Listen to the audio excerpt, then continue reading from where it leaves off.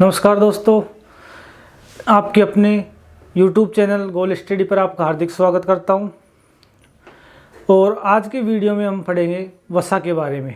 हमने कार्बोहाइड्रेट और प्रोटीन पढ़ लिया था, आज हम अध्ययन करेंगे वसा के बारे में। ठीक है दोस्तों, तो सबसे पहले तो वसा की बात करते हैं अपन। वसा क्या होती है? वसा भी उन्हीं तरह कार्बनिक यौगिकों के अंतर्गत आती है कि जो वसा होती है, जो वसा, इसको क्या बोलते हैं? लिपिड बोलते हैं। क्या बोलते हैं? फैट बोलते हैं। क्या बोलते हैं? फैट। तो इस जो फैट होता है, जो ये क्या होती है? वसा होती है, सरल होती है। क्या होती है? सरल वसा होती है। सरल वसा का मतलब अपन क्या कह सकते हैं कि जो इसके वसा के जो कण है या वसा का जो भी वसा को हम छोटे छोटे मतलब यह टूट जल्दी जाती है। सरल का मतलब हो जाएगा कि इसका विखंडन या टूटना जल्दी होता है। क्या हो जाता है? जल्दी हो जाता है। मतलब जल्दी हो जाता है, मतलब जो वसा होता है ये अपने इसका पाचन जल्दी हो जाता है। क्या कह सकते हैं? इसका पाचन क्या हो जाता है? जल्दी हो जाता है। अब बात करें वसा कैसी थी? कार्बनिक यौगिक थी। कौन सी यौगिक थी? कार्बनिक यौगिक। कार्बनिक यौगिक के अंतर्गत आता है ये वसा। और वसा थी, वसा से हमें क्या प्राप्त होती है? ऊर्जा प्राप्त होती है। वसा से हमें क्या प्राप्त होती है? ऊर्जा प्राप्त होती है। और वसा कौन सा अणु है? जैविक अणु की भांति कार्य करता है। कि वसु कैसे अणु है? जैविक अणु है। सबसे पहले तो बात की अपन ने वसा का, कि जो वसा का पाचन होता है वो साधारण हो जाता है, या वसा होती है हमारे शरीर में सरल रूप में होती है। कैसे रूप में होती है? सरल रूप में होती है। और अपन बात करें कि जो वसा होती है जो कार्बनिक यौगिक होती है। कौन सी यौगिक होती है? कार्बनिक यौगिक के अंतर्गत आती है। और वसा से हमें क्या प्राप्त होती है? ऊर्जा प्राप्त होती है। क्या प्राप्त होती है? ऊर्जा। और वसा को जैविक अणुओं के अंतर्गत माना जाता है। कौन से अणु? जैविक अणुओं के अंतर्गत माना जाता है। अब वसा का निर्माण देखिए, वसा का निर्माण किस प्रकार से होता है? तो हम पढ़ते हैं वसा का निर्माण। जो वसा होती है, इस वसा का निर्माण, और 1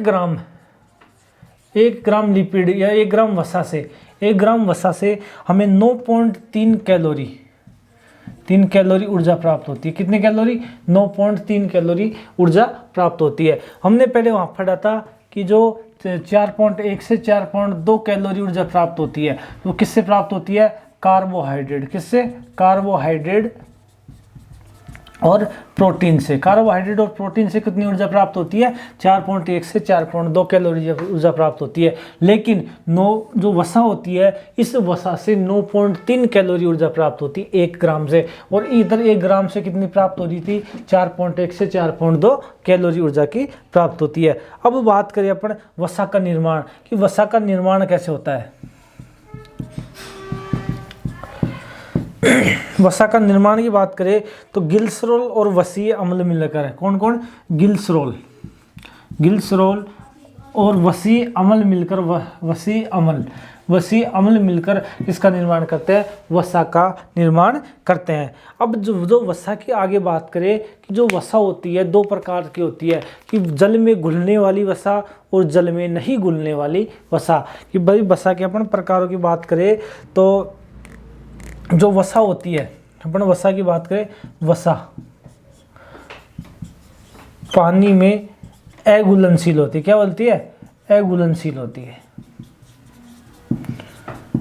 वसा पानी में अघुलनशील होती है, मतलब जो वसाएं होती है वो पानी में नहीं घुलती है। किसमें नहीं घुलती? पानी के अंतर्गत वसा नहीं घुलती है। और अपन बात करें कि जो वसा के निर्माण में कौन कौन से तत्व सहायक होते हैं? Carbon, hydrogen, oxygen, phosphorus, nitrogen, sodium. ये CHO, PNS, ये कार्बोहाइड्रेट हो गया, कार्बन हो गया, हाइड्रोजन हो गया, ऑक्सीजन हो गया, फास्फोरस हो गया, नाइट्रोजन हो गया, सोडियम हो गया। इन तत्वों से मिलकर क्या बनती है? वसा का निर्माण होता है। क्या होता है? वसा का निर्माण होता है। देखा हमने 1 ग्राम वसा से हमें 9.3 कैलोरी ऊर्जा प्राप्त होती है। और वसा का निर्माण ग्लिसरॉल और वसीय अम्ल मिलकर करते हैं। क्या करते हैं? ग्लिसरॉल और वसीय अम्ल मिलकर इसका निर्माण करते हैं, वसा का निर्माण करते हैं। और जो वसा होती है पानी में अघुलनशील होती है, मतलब वसा पानी के अंतर्गत नहीं घुल पाती। क्या नहीं हो पाती? पानी के अंदर नहीं घुल पाती। और वसा का जो निर्माण होता है वसा का निर्माण carbon, hydrogen, oxygen, phosphorus, nitrogen, sulphur इनसे होता है। अब बात करें कि वसा होती है जो पानी में तो अघुलनशील होती है, लेकिन कार्बनिक पदार्थों में, कौन से कार्बनिक पदार्थों में घुलनशील होती है, कार्बनिक पदार्थों में घुलनशील होती है। कैसे होती है? घुलनशील होती है। वसा कार्बनिक पदार्थों में क्या होती है? घुलनशील होती है, लेकिन जल में क्या होती है? अघुलनशील होती है। जो वसा होती है जो जल में नहीं घुलती और कार्बनिक पदार्थों के अंतर्गत वसा घुल जाती है। तो ये देखा हमने वसा के बारे में। अब अपन देखते हैं वसा के क्या क्या कार्य होते हैं।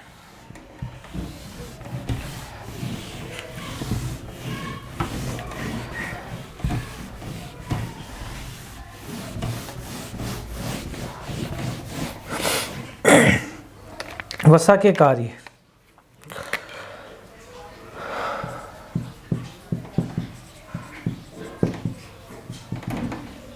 देखिए,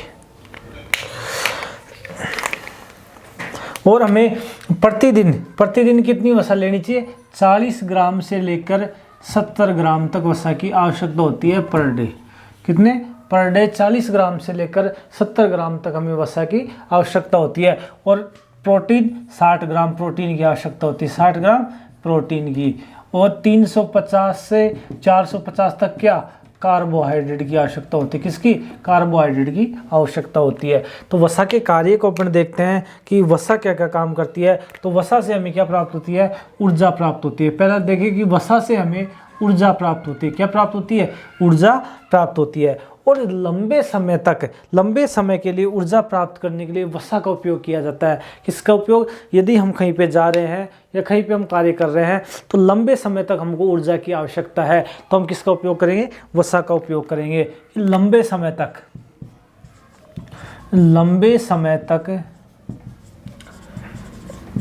ऊर्जा प्राप्त करने में के लिए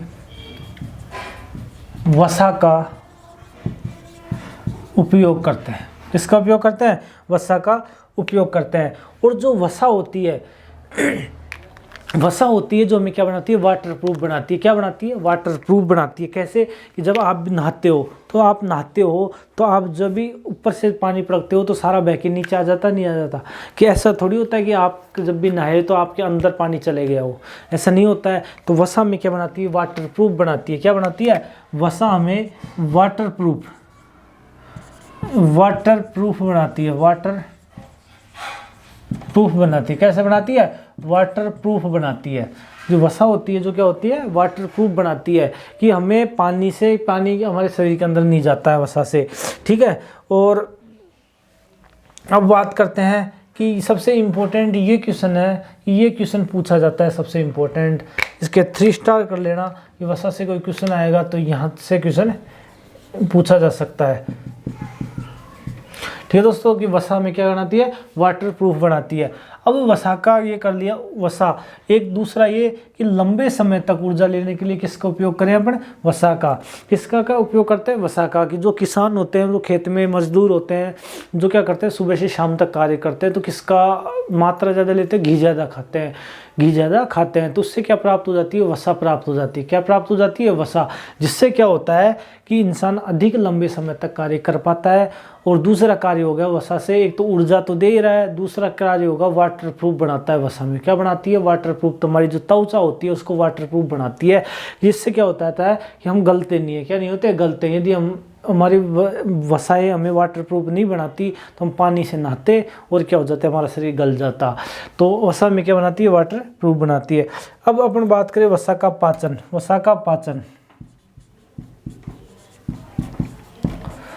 वसा के पाचन की बात करें तो वसा का पाचन होता है जो छोटी आंत में होता है। कहाँ पे होता है? छोटी आंत में।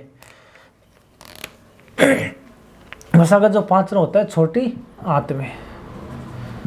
कहाँ पे होता है वसा का पाचन? छोटी आंत में होता है। पूर्णतः पाचन नहीं होता है वसा का। डायरेक्ट हमारा शरीर इसको संग्रहित करता है। संग्रहित करने के बाद में जो छोटी आंत होती है इसका क्या करती है? पाचन करती है। तो इसमें एक तो पित्तरस आता है। पित्तरस एक आता है लाइपेज एंजाइम।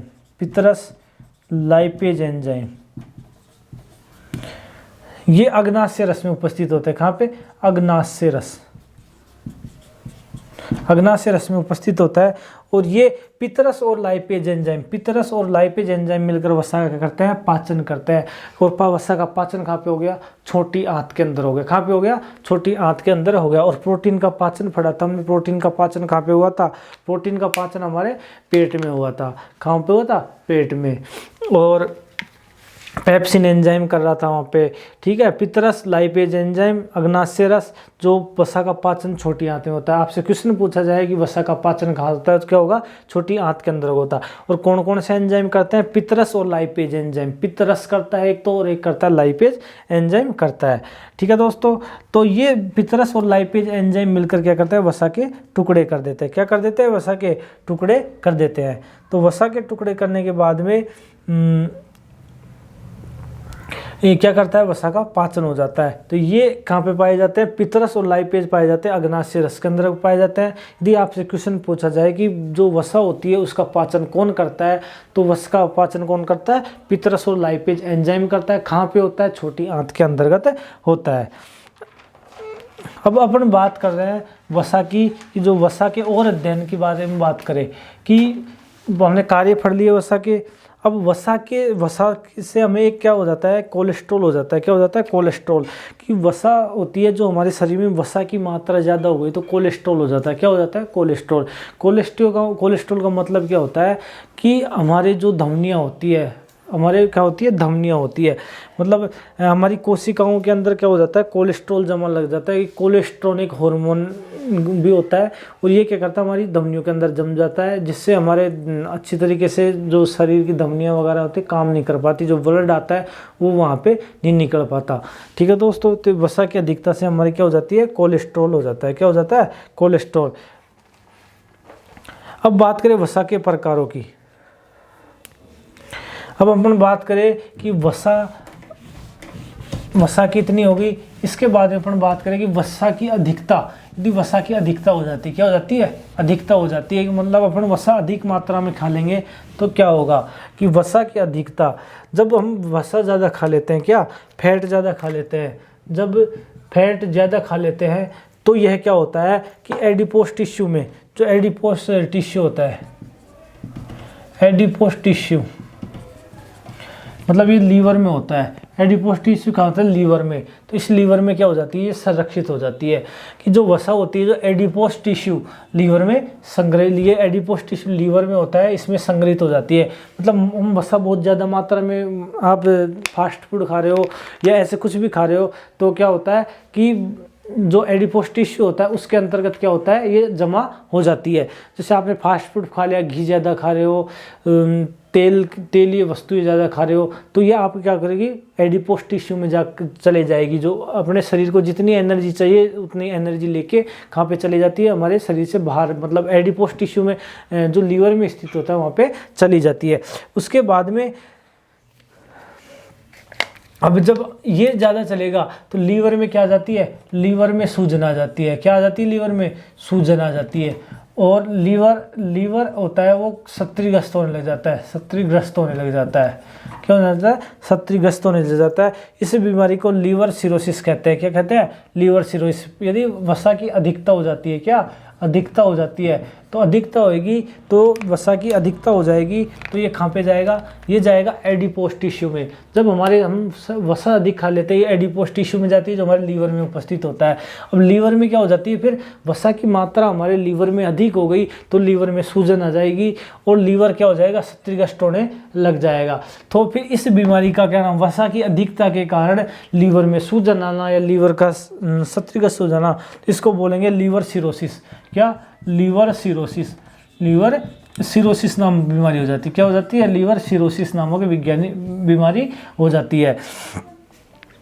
तो ये था दोस्तों वसा के बारे में कि लीवर सिरोसिस क्या हो गया? रोग हो गया। अब अपन बात करें कि वसा होती है, दो प्रकार की होती है, संतृप्त वसा और असंतृप्त वसा। संतृप्त वसा और असंतृप्त वसा।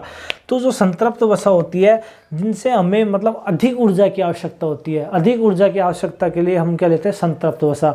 और जिनसे हमें कम ऊर्जा की आवश्यकता होती है उन्हें क्या कहेंगे? असंतृप्त वसा। तो हम बात करें संतृप्त वसा हो गई। संतृप्त वसा के अंतर्गत, या अपन ऐसे पढ़ ले डायरेक्टली जो वसा होती है, इतना आपके डीपली आएगा नहीं, लेकिन हम पढ़ते हैं वसा के स्रोत की। वसा के स्रोत होते हैं वो कैसे कैसे होते हैं। वसा के स्रोत के बारे में देखिए कि वसा के स्रोत, देखो सबसे पहले अपन देखें जो वसा होती है, वसा कहाँ से मिलती है? घी में मिलती है, देसी घी में मिलती है, ठीक है, दूध में मिलती है, मटन में मिलती है, चिकन में मिलती है, ठीक है। नारियल का तेल, नारियल का जो तेल होता है उसमें भी क्या मिलती है? वसा मिलती है। और मूंगफली का तेल, सरसों का तेल, जो भी तेल होता है मतलब तेल ही है। चिकनाई, हमें डायरेक्ट ऐसे कहते हैं कि चिकनाई युक्त वस्तुएं, चिकनाई युक्त वस्तुएं। जो चिकन, मछली का लीवर हो गया, कौन सा? मछली का लीवर, लीवर या लीवर का तेल हो गया। हम ऐसे कह सकते हैं चिकनाई, जो भी चिकनाई युक्त वस्तु होती है, युक्त वस्तुएं, चिकनाई युक्त क्या होती है? वस्तुएं होती है। उनसे क्या प्राप्त होता है? अपन को वसा प्राप्त होती है। क्या प्राप्त होती है? वसा प्राप्त होती है। अब इसके बारे में अपन आगे देखें कि जो वसाएं होती है, क्या होती है? वसाएं होती है कि वसा को अधिक मात्रा में ले लिया अपन ने, कि अब अपन पढ़ेंगे कि वसा को अधिक मात्रा में लेने पर क्या रोग हो जाते हैं, वसा को कम मात्रा में ले लेंगे तो क्या होएगा, ठीक है।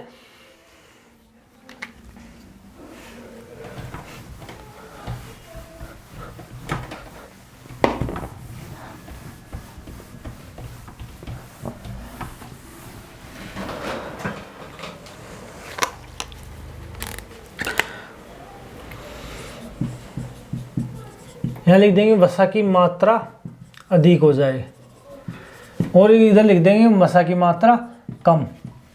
वसा की मात्रा अधिक हो जाए और वसा की मात्रा कम हो जाए।